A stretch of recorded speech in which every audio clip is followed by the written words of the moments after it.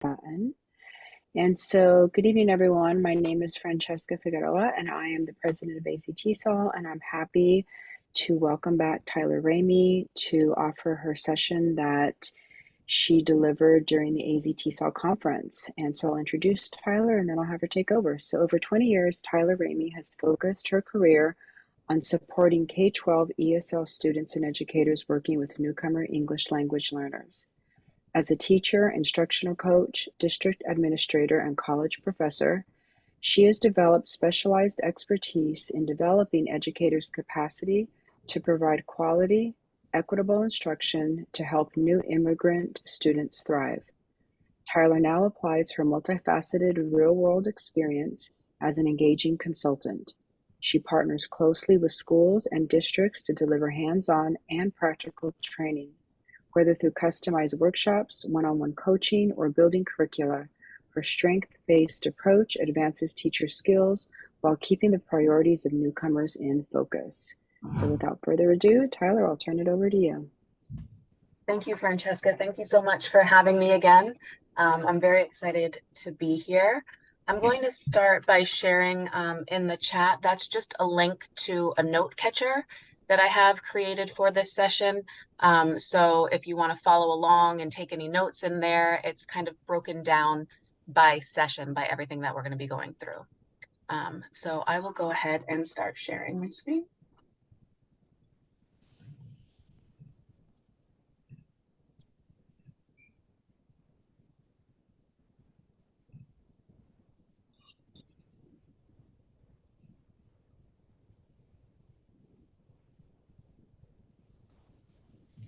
Oh, it's doing it again.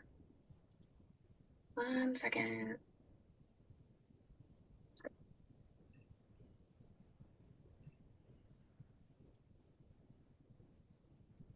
Okay, here we go. Okay, so again, thank you for everyone who is here. And I know a couple of you were in my shortened session in Arizona, so I'm happy to see you back so that you can get the full thing here. So this is called They Don't Speak English, and it's an introduction to working with newcomers. Newcomers are my specialty. Newcomers are the group of students that I prefer to work with over any other student because of everything that they bring to us. I have been working with them since the very beginning of my career. Even as a student in college, I was working with students who were newly arrived to the country. And it just really, really became my passion. So let's get started. I have, again, here's the little QR code. If you didn't get it in the chat, the note catcher, but I can continuously put that in if anyone else joins. So just a little bit about me. I know Francesca gave a nice introduction for me, but I have been in many different positions in the field. So I have been an ESOL teacher doing push-in, pull-out, co-teaching. I've run a newcomer classroom. I've been a language acquisition coach. I've been an MLL coordinator for the district, overseeing a newcomer program and a dual language program. I'm also an adjunct professor for a couple of universities up here in Massachusetts. And I currently work as an educational consultant supporting schools and districts working with MLLs and specifically newcomers. So this is a little bit of my contact information. All of my contact is also on that note catcher. So, and I'll share it with you again later, just in case.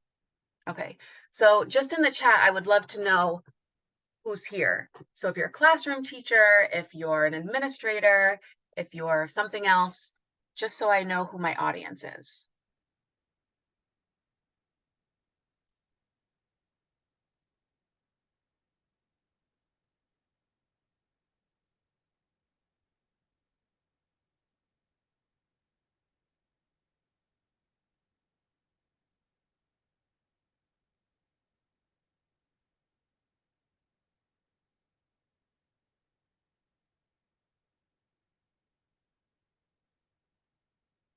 Manager, awesome.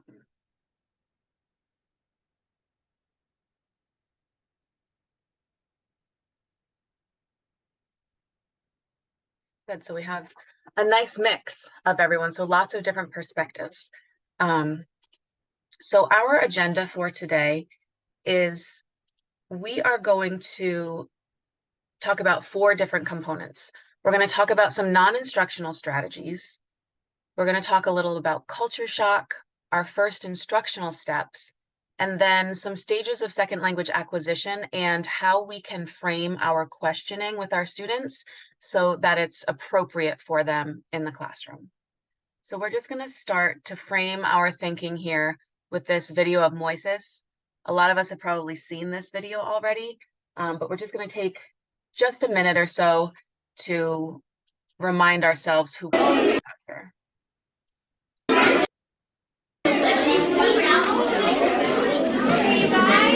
We have testing all week this week and next week. The tests are going to be hard, but that's all right because we're going to try really hard. Isn't that right, Cameron? Yes, Miss Peters. Okay, great. Everyone listen up. So we're going to want to work on we get ours from the answer and the information in the story, okay? We're going to go ahead and test, factual test, and try this actus test. Oh, test your test. Open up. So we're going to page. You go to 3. First on page 3.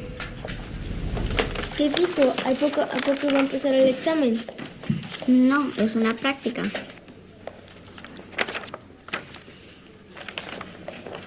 We're going to take notes from the story and we're going to turn it into a math problem and we're going to walk through it together, okay?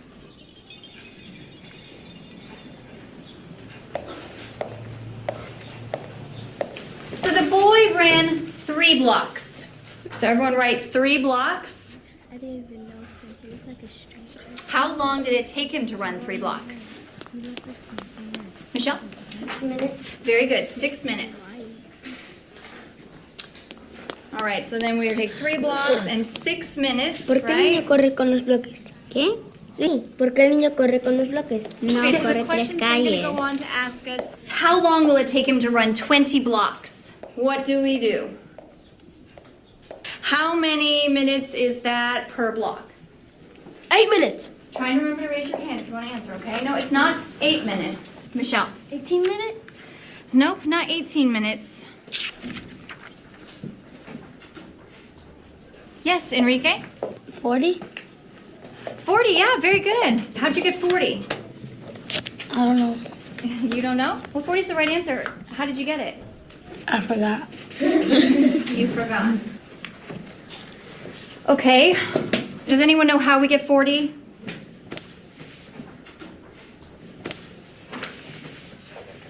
Yes, Moises.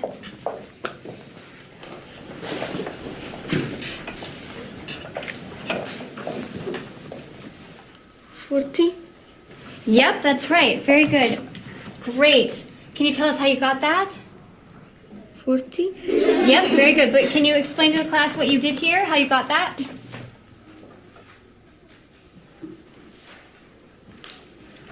$40? So every time I watch that video, it just like builds something up inside of me. I get this fire starting to burn because I know that this is sadly the reality for a lot of students that come into the country and have teachers who are not familiar with how to work with newcomers. How many of you have heard stories of students or maybe been a student yourself who has experienced something like what we just watched Moises go through? Right, I'm sure a lot of us have at least had a student, yeah, a few of us have at least had a student who we know this has happened to. So we're going to start off talking about some non-instructional strategies. So thinking about what can we do as a teacher or a building administrator or a support staff or just an educator to help ease a newcomer's transition into the classroom and school. So the first thing I always say is smile. And I know that that seems kind of obvious and silly, but it's so easy for us to allow the challenges of the day to get to us and not even realize what our face is expressing. I am a person who is very obvious based on what my facial expression is. I don't hide things very well. So if I'm feeling frustrated, it most likely lives right here. And so that is not what I want students to encounter the first time they meet me, right? As the teacher, we can't redo a first impression. And thinking about what our students are already going through as they're arriving, we want them to feel welcome, right? And sometimes we have students brought to us unexpectedly. I've had 7 students in 1 week brought to my classroom before when I was in the classroom with no advance warning, no chairs, no desks, no materials prepared. So that left me feeling frustrating, but that is not the fault of the child, right? So sometimes, even having so much experience working with this population, we just have to remind ourselves that this is their first introduction, maybe to school in the United States, maybe to wherever they're coming to, and we want to have a welcoming environment for them, and a smile can do that very easily, right? The next one is to make an effort to correctly pronounce students' names. And this is something that I have seen so many times with students' names being changed to something that is easier for American teachers to pronounce. And that is, unless the student has given us permission to do that, we don't want to change their name. Your name is your identity, right? My name is constantly mispronounced, or I'm called Taylor instead of Tyler, right? Because it's more, people are more familiar with the name Taylor for a woman. And even as a native English speaking adult, I still feel uncomfortable sometimes correcting people, right? So not only do we want to make an effort to pronounce our students' names correctly, but also to teach them that it's okay to correct people, and to share with them that this is how you can tell people that this is actually how I say my name. And someone shared for me recently that what they do when students arrive is they have them record themselves pronouncing their names. And then they share that video with Flipgrid or whatever people are using. They share that video with the teachers who are working with them. So the teachers can actually hear the students pronouncing it, so that it doesn't have to be an uncomfortable conversation every time. And even if we have students whose names have sounds that we are not familiar with making, at least to try and let the student know, right? Every time I had a Joao, I know I'm not saying that name properly. I cannot get that sound. And even if I think I'm saying it correctly, they'll let me know, no, miss, that wasn't it, but you were close. But they knew that I was making the effort. So putting that extra effort in is important, because again, our name is our identity, and we don't want to change that for someone who's just arriving. Okay, so the next piece here for non-instructional components is thinking about having some designated student ambassadors or student buddies. So when I mentioned I had those 7 students arriving in 1 week with no heads up, that really throws off your day, right? Every time you have a new student come into your classroom, you have to reteach the routines. You have to explain to them the norms and expectations of the classroom. But if you can leverage the students that you already have in your school or in your classroom to help do those things for you, not only are you going to take some of the work off of your shoulders, but you also are going to have a mini welcoming committee for your new students, right? So who do we want to choose as a student ambassador? We want to think about students who, of course, are responsible, who have a higher proficiency level in English, and ideally have the linguistic ability to communicate with the students that are arriving from the same countries, that can speak the language of the students who are arriving, right? If you have students who speak multiple languages, I've had a student who spoke Spanish, Portuguese, Cape Verdean, Creole, and English. So Diana was my go-to because that was who was arriving in our schools. Those were the languages of the students who were arriving. If you don't have any students that speak the language of the newly arrived student, we can't prepare for every single language, right? Of course, there are students that are arriving, maybe they speak Darcy, maybe we have, you know, Arabic speaking and no Arabic speakers in the building. It's still important for us to provide this support for the students. So what do we want them to do?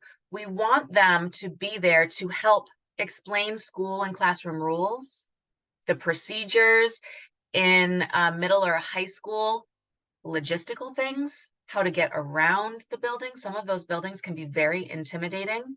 I've gotten lost in many buildings because it's confusing. Understanding what the expectations are for class dismissal, class arrival, what to do if you're late. And one of the most uncomfortable places can be the cafeteria.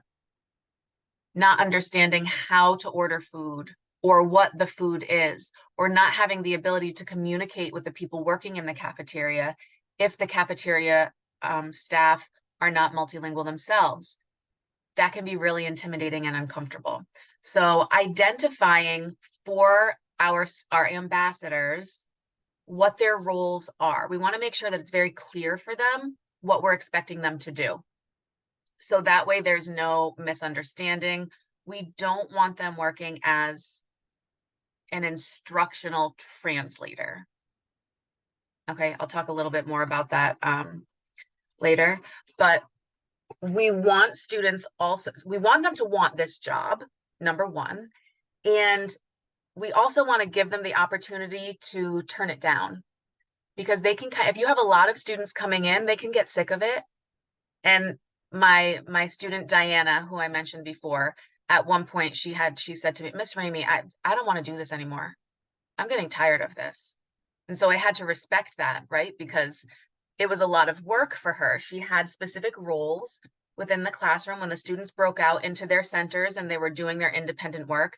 Diana's role when she was the ambassador was to show the new students what they were supposed to do independently. Or she might have a scripted activity for working with the new student.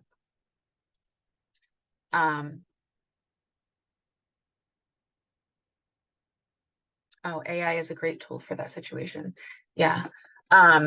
So, oh, for the situation of not speaking the same language.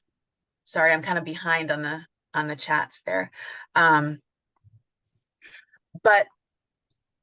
anyway, we just want to make sure that we're very, very clear with the kids what we want them to do and how we want them to do it. You could even create a contract for them that they have to sign, make it really official, right? Again, we don't want the students translating instruction. That is not their role. And it is very important that we let them know this, because they want to help. But what can end up happening is that they see themselves as the personal translator for the new student. And that can quickly become a problem for both students. The one student who's having everything translated is not acquiring English because everything's just being translated, and the other student is getting tired out. There are ways, I'll talk about this a little bit later, for us to support students in how to do that in an effective way. So the next one is keeping classroom routines and procedures as consistent as possible. So using visuals, not only on your walls, but also in your directions for your independent work. So here we see two examples of the expectations for students when they were going into their centers. And then we also have some examples of the directions that students would see when they went to their respective centers during that time of the day. So they had written directions, which were very linguistically simple, right? a lot of the language was taken out and there wasn't too much there. They had a picture to kind of cue them, and they would have already been taught and explained exactly what it was that they were doing. But having these directions as an additional support was really helpful for them. The other piece of that is keeping those routines as consistent as you possibly can, right? So when my students would go to centers, regardless of what the material was, the procedure was the same. So if they were going to their listening center, they would follow the same routine regardless of what they were listening to. If they were going to their writing center, it would be pretty much the same routine, unless it was unless I had to restructure something, and then it would be explicitly taught ahead of time. But when you have a classroom that has set routines, you're taking away some of that cognitive lift that gets put on those students, so that they don't have to worry about figuring out what they're expected to do. They can put their energy in the actual work and the language, as opposed to trying to figure out, where am I supposed to get my pencil? What do I do when I need to use the bathroom? I don't have a paper. Where am I supposed to get it? Right? That's great practice for all teachers in general, but especially when you have newcomers coming in, it will help them to understand that they have that routine over and over. So you can just take a second if you want to look through the note catcher, and I'll add it in here again if you weren't able to get it. Just to think about, what are some things that you already have in place for your students? And what are some things that you might want to add? And if anyone wants to share something that they're doing that wasn't in this part, please feel free to add it in the chat or unmute yourself and share.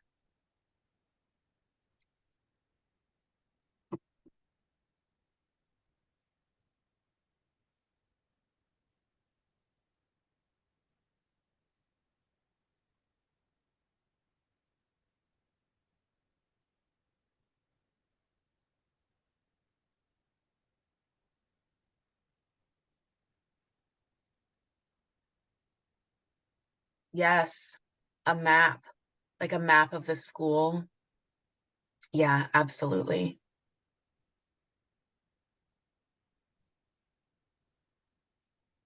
I think about those really big high schools and really big middle schools, and how complicated it is to figure out. And if you are new and you don't speak the language and you're uncomfortable, who are you going to ask for help, right? Okay, I'm going to move on. If you have any other thoughts to share, please continue to add them in the chat. Yes, lunch buddies also, absolutely.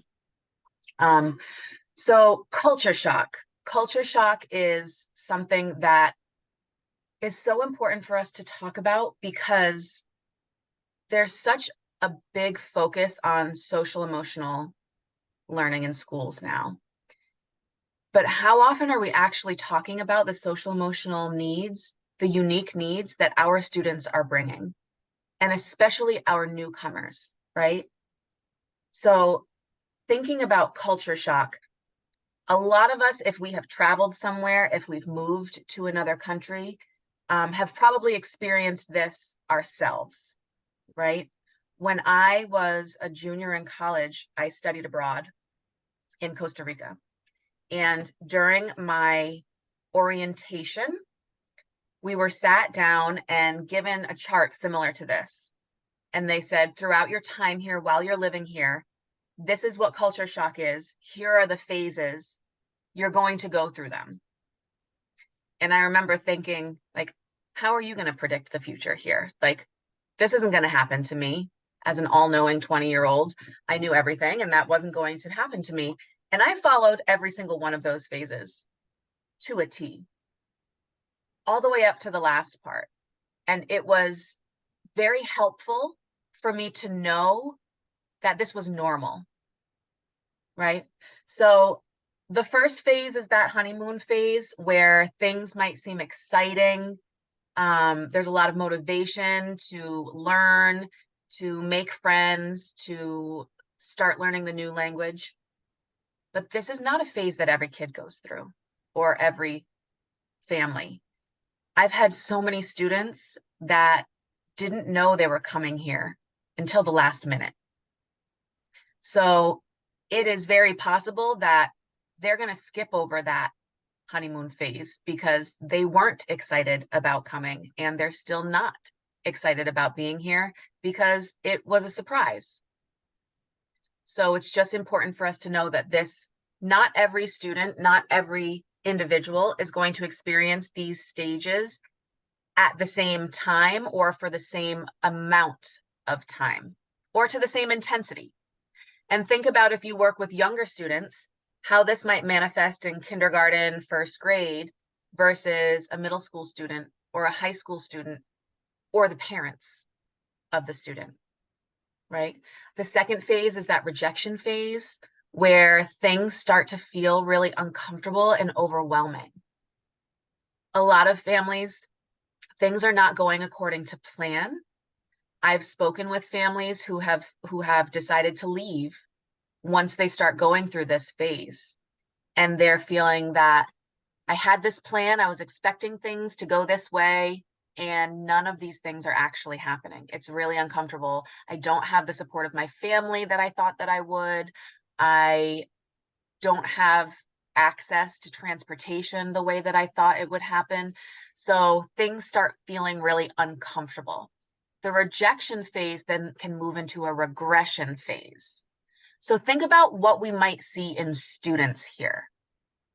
The regression phase is a time when students might decide that they only want to be with those people who are from their same culture.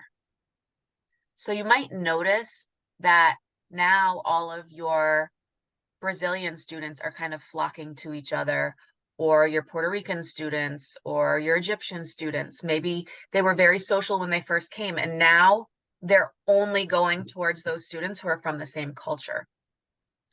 This is something that, because it's not talked about and because it's not widely shared knowledge, how many times have you had a teacher that was not an ESL teacher that came to you and said, when my student first arrived, they seemed so motivated and they were doing so well and they were behaving, they were so well behaved, but now all of a sudden they're showing their true colors. And I'm seeing that actually he's not a good listener. He doesn't follow rules. So I guess he's just a student that misbehaves, and he was just putting on a show when he first came. I've had that conversation more times than I would like to say, right? And if you are not familiar with these stages, then you might not know that it's very likely that that student is going through one of these stages of culture shock. They're sick of the language, sick of the food. They don't like the music. They don't like the way we drive. They don't like the way we have signs. Our convenience stores and our grocery stores, they're all different. I don't like any of those things, right? It's uncomfortable. I don't want to be around it. Take me home. The next phase, if they can get there, there is that upswing, right? There is a recovery phase. So if you're able to get through those ugly, uncomfortable phases, then we can start to get through that recovery phase where there's negotiation between your home culture and the new culture. And it's so important that our students know that this is a negotiation for them, and we still want them to value the culture that they already brought with them. There is no expectation for them to leave that behind. And it's a conversation worth having with the students, with the parents. A lot of them are going to figure out how to exist in this culture and hopefully can still maintain all of the very important parts of their own culture. The reverse culture shock is very weird. If any of you have experienced that, then you probably know what I'm talking about. This happened to me when I was coming back from Costa Rica. I remember arriving at the airport in the States and being annoyed because everybody was speaking English. right? And then I went to get, I don't know, I went to a restaurant or something. They didn't have fresh juice the way that I was used to having fresh juices. All of the things that once annoyed me now were reversed. And it was a very, very odd feeling. And you may hear from students that when they go home to their countries to visit, that this kind of thing happens and they might feel weird about it. So just being aware that that happens. So some places I know do a really great job with orientations for their families and the parents. And this would be some really important information to share with them. Because as I mentioned, a lot of families will leave if they have the ability to. I've seen a lot of families leave during those phases where they're just so uncomfortable, the rejection and regression phase. So sharing this information with them, as well as providing them with some resources for where they might be able to get some extra help. That would be important for them to know so that we can make sure that they are getting what they need. And so if you scan this, I'll put the link in. I have a more extensive culture shock discussion guide that if you are having this conversation at your school and you're in a PLC or you're doing a professional development for your building, it's just a little bit more in depth with some questions that you could share with a group. I'm going to add it to the chat for you because I have the link here too. Is there anyone here who has had culture shock be a part of discussion or professional development in your building or in your organization?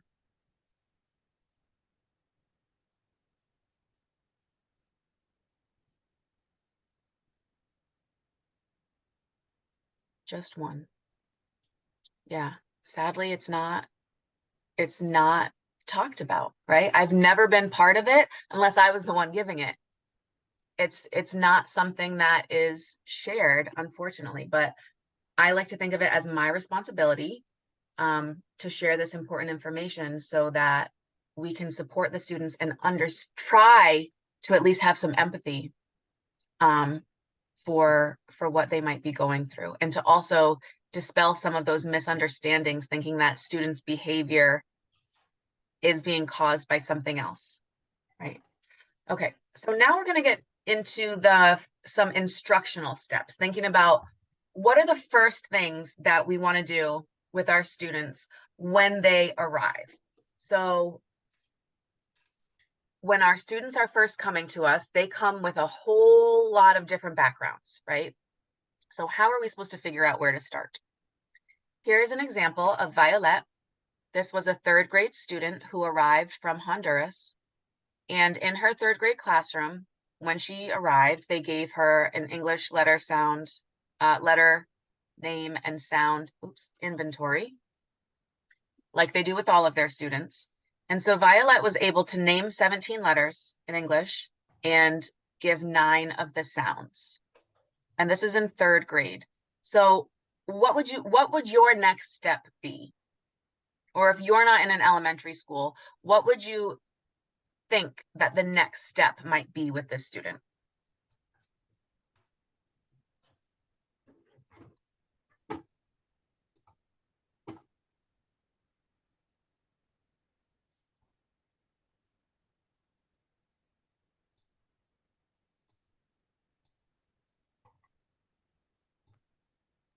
Any ideas? So a lot of times the response that I'll get to that question is third grade, only 17 letters, only 9 sounds. She needs intervention. She needs to be in an intervention right away, right? I hear that response a lot. But let's take a look. Está lleno de presas. Las presas son los animales que los depredadores comen. Los depredadores deben buscar, atrapar, matar y comer otros animales para sobrevivir, pero no siempre es fácil atrapar o matar a las presas. Algunas tienen ojos en los... So, were we collecting accurate or all of the data by giving Violet an assessment just in English? So if we had just gone straight to intervention and started working on letters and sounds, how would Violet have felt, do you think? She clearly already knows how to read, right? We only learn how to read one time. And then in other languages, there may be those sounds that we are not used to, different spelling patterns, and all of those intricacies need to be explicitly taught. But if we were to take our time working with Violet and just teaching her letters and sounds, if I were that child, I would be very upset. And I would think, oh, these people don't think that I'm very smart. Right? So we need to get a fuller picture of what our students do. So here's another student. This is Jordan. He was around the same, 15 letters, 5 sounds. So what might a next step be with him? Aside from a reading sample, what could a next step be with him?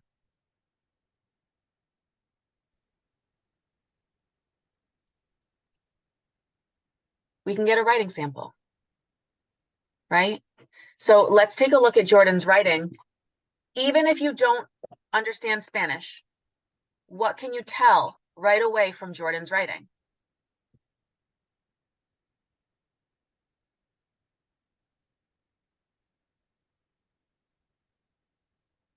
Does he have some basic literacy skills?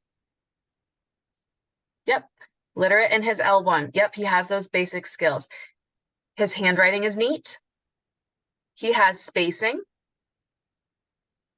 He has a paragraph there, right? It looks good. He looks like he's satisfied the response, the prompt, right? Write about your friend here.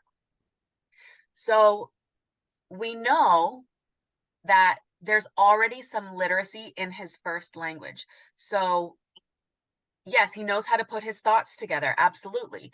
So again, if we went right to that intervention because he didn't have those names of the letters in English, would we have been leveraging our time with him?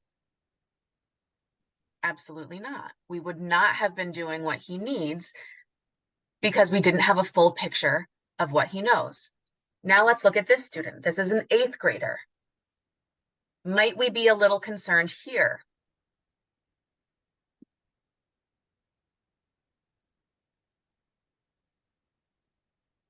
So this student is an 8th grader, and they do have some ability to put words together. However, for 8th grade, I would probably want to see a lot more than that, right? So again, I probably wouldn't just stop there because we also have to take into consideration when and where was this assessment done? Who gave it to them? What was the situation? Sometimes the students are not in the mood or they don't feel comfortable because of the person that's giving them the assessment. So again, I would want to maybe collect some more information, a conversation with the family. What was their education like in their home country? Were there concerns? Was there any interruption in their education? Getting more of a background so that we can have a better idea of where we should start with that. Now, let's think about other languages. So maybe you're thinking, well, I don't speak Spanish, Tyler, so I don't know what those kids are writing. Well, how many of us speak Vietnamese? Is there anyone here who can speak Vietnamese? Speak, read, understand? No. But can we get some information from this writing sample? Yeah, absolutely. I see a lot of things here. What do you notice?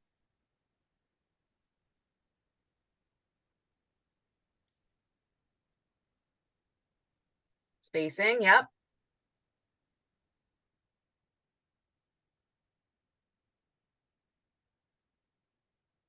yes, a full-length answer to the prompt, capital and lowercase letters, punctuation. I see accents, right? I see a lot of things that even though I don't have a clue what that says, I can tell that that student has a strong background in their first language in terms of their literacy skills, right? A full answer to the prompt. Now we have the ability to scan things and have it translated. I think that you can use like on your iPhone, you can use notes or something, or there's so many different apps. People have mentioned a lot of different ones to me and I can't remember what they're called, but I think that you can scan something and it will translate. Because we have a lot of that ability now, that's a little more helpful for us than having no idea. But even if we don't have those tools, we can still gather some data so that we have an idea of where we can start with the students. So if you have literature, if you have books, if you have materials in the first language of the student, again, even if you don't speak that language, if they're an older student and you put a book in front of them and just listen to them, you can kind of get an idea, right, of if they're struggling through it or if it's easy for them. Now, if you want to get information about their comprehension, that might be when you want to reach out to someone who speaks that language. If you have a staff member, a friend, a community member, someone that's in the building that has that linguistic ability, maybe they can have a conversation with the student, ask them some questions about it to get a little bit more of that information. So again, you have the note catcher. I want you to think about what things do you have in place? What things might you need to add? Is there anything here that was new in terms of gathering some of that data? And if you're not in the classroom, if you're supporting teachers, how can you support your teachers to help them to gather this important information? Oh, yeah, Okay, so now we have an idea of their literacy. So now what? What do we do now? So let's talk a little bit about the stages of second language acquisition. We're just going to talk about the first two because we're talking newcomers, right? So the first two are pre-production and early production. So you may be very familiar with a chart like this, or this could be new for you. But the pre-production stage here is also, what else do we refer to that stage? What is another term we use for that stage?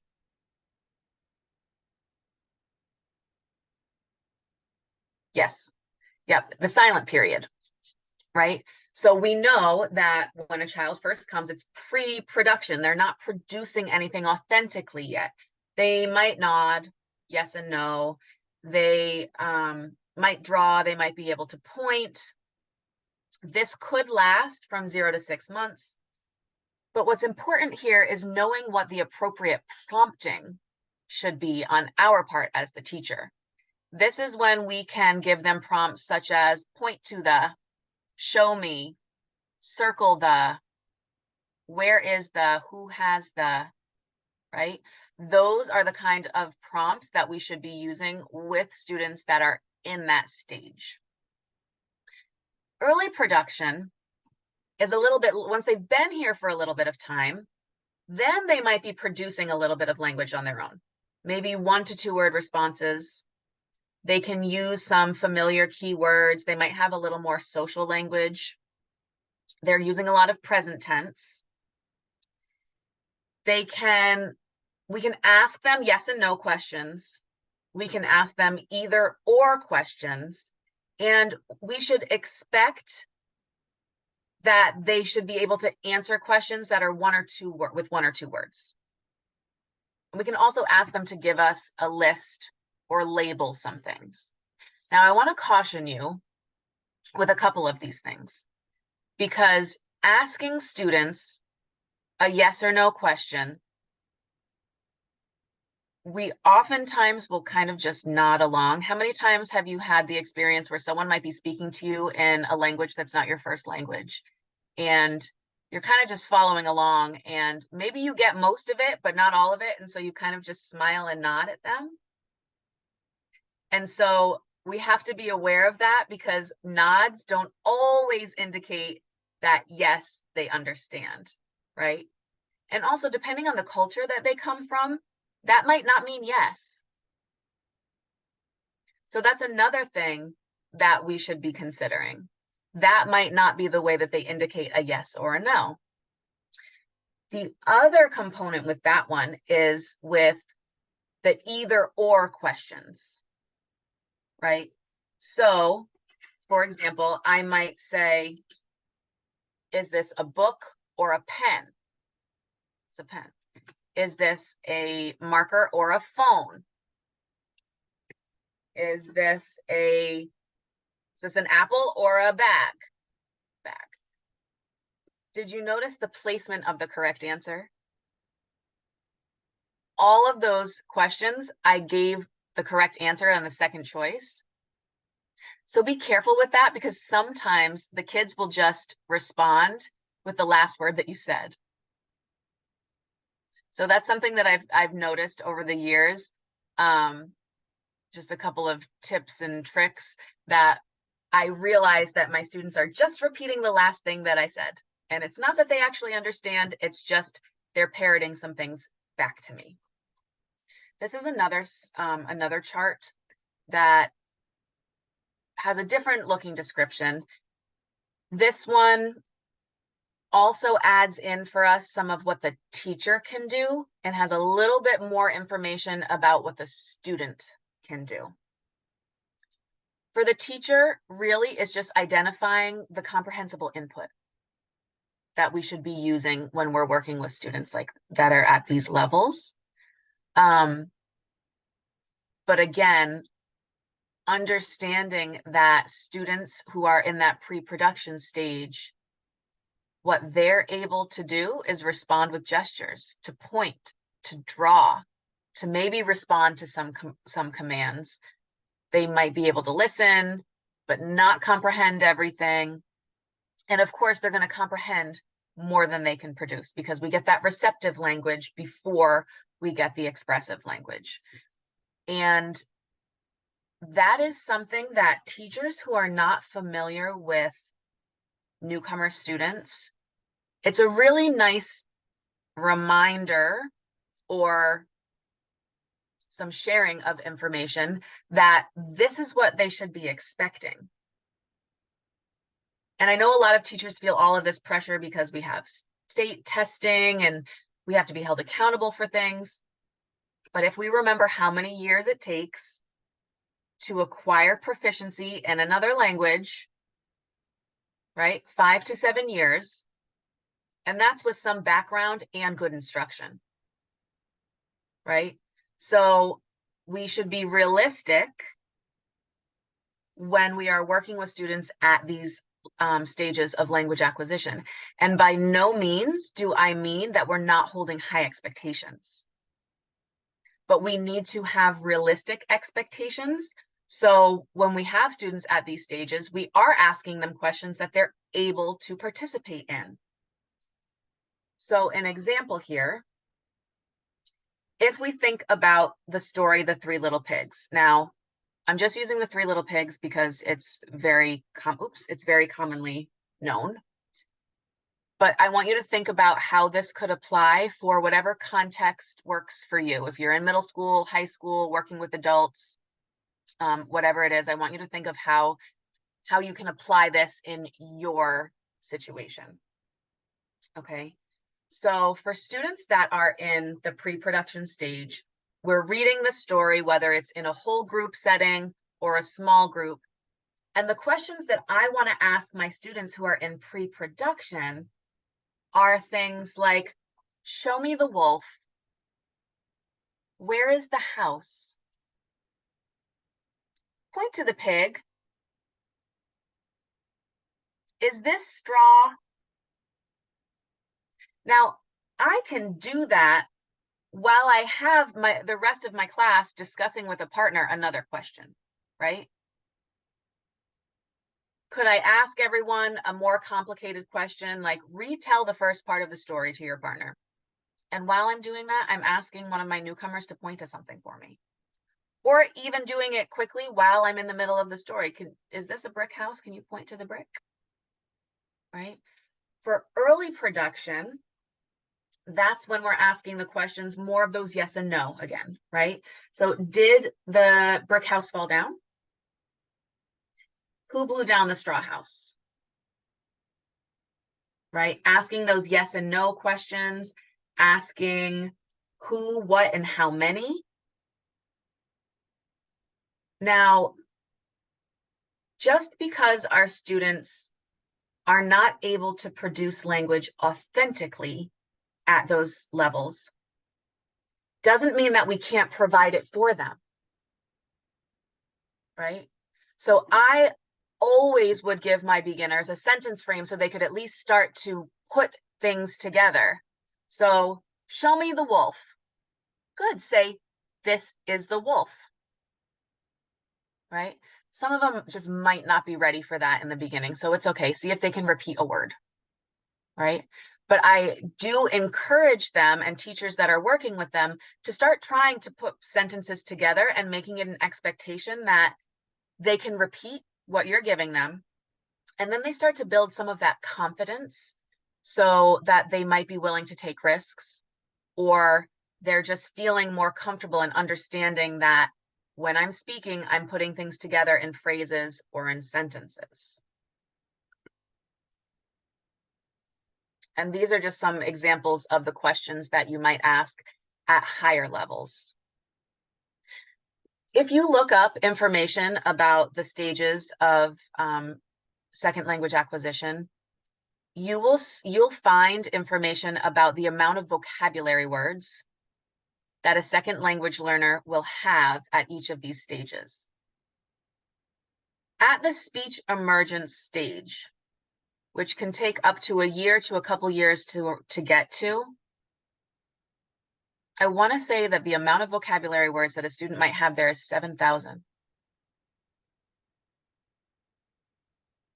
7 to 10,000. Do you know how many words a native English speaking student starts kindergarten with?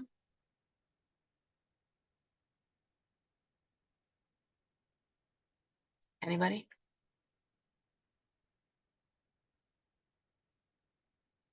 It's between 5 and 10,000. Right? So that is another thing to consider, that we're expecting to move these kids so quickly, but language acquisition takes time.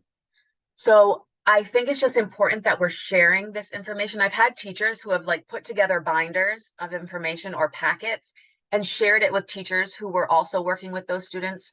Or if they were in a newcomer classroom, they would kind of put the information right by the door. So anyone that was coming in, yes, if anyone was coming in, they would be able to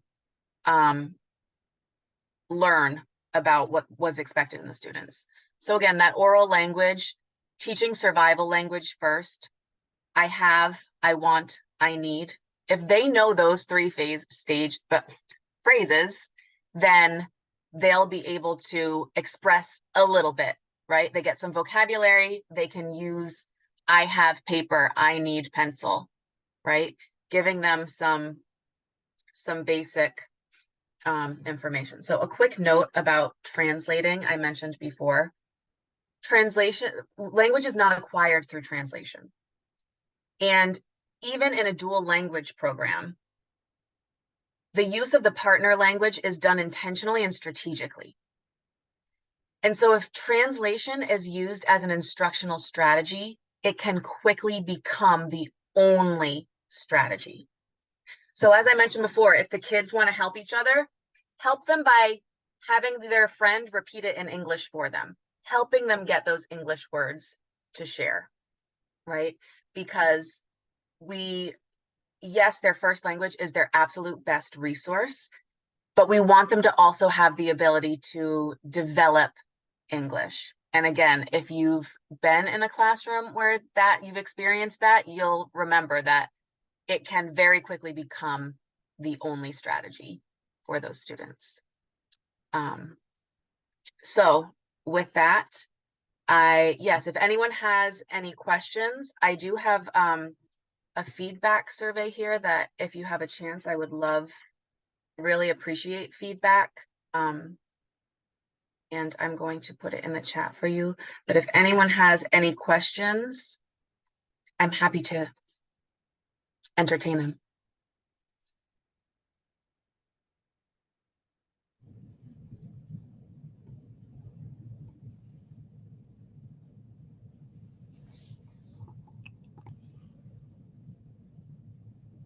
Jeff, is that a hand? Yes, actually, I have a question regarding the great resources that you share for culture shock. That's PDF. I downloaded it, but I've seen like numbers, but I don't see any like title for each numbers as I saw earlier on the presentation. Oh, okay. So here is, I can give you a copy of that culture shock chart.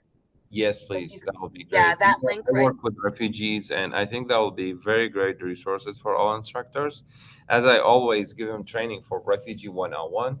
But if I include that, that will give them, more additional resources, how they can understand the student for each phase. Because as I came here as a refugee, I've been through everything, and even second stage, it took me like 6 months, the first 6 months. So I understand very well our students. Sometimes our instructor, they ask me about, hey, why the student they stop coming, or we don't feel they are good, or there's something, could you contact their caseworkers? But I understand the culture shock. Yeah, it's super important. So that I have the I also have the language acquisition slide for you too, if I can. Where did it go? I can share that with you as well. Thank you very much. Or I can reach out to Tyler actually, if she is willing to, provide some more resources, and then so that we can provide not only to the attendees today, but also to the teachers, like educational community. So we have been doing that. Yeah, the charts that I shared, I have the links for them somewhere. Oh, here it is. I have the stages of second language acquisition. If you search them, you will find lots of different ones. I just happen to like the ones that I have here. I happen to like those better than others. Any other questions for me? Or again, in the chat, I shared a feedback survey. My contact information is here. You can always email me any questions that you have. I live and breathe this stuff. So if you have any questions or concerns or even specific situations, please reach out, and I would be happy to support in any way. I also I provide professional development and coaching and workshops. That's what I do. So if you are in a school or a district where you think you may need some extra support, and you want to talk about what kind of supports I might be able to provide, then I would be happy to have that conversation too. Where did it go? There it is. Okay.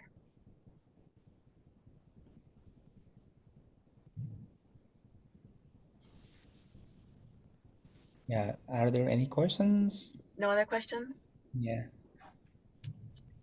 Well, thank you everyone so much for coming. I know, like I said before, this is a really important topic to me, so I get very excited with having anybody that that will show up and talk about it. So thank you so much, everybody, for being here. Yeah. Yeah. I'll reach out. I mean, like Francesca, or I will reach out to you. If there are any, I mean, if anyone is interested in some kind of professional development activities that you actually stated earlier. So we'd like to have you again for the session. So I mean, we are always looking for someone who would give some kind of professional development kind of opportunities or like workshops or sessions to our AGHSL community members. So we would love to have you again. Great, I would be happy to. Mhm. All right, well, thank you, everybody. Have a great evening. You too. Bye-bye. Bye-bye. Yeah. So for instance, Francesca is like she had. I mean, maybe she discussed it with you, right? Oh yeah, she told me what was going on.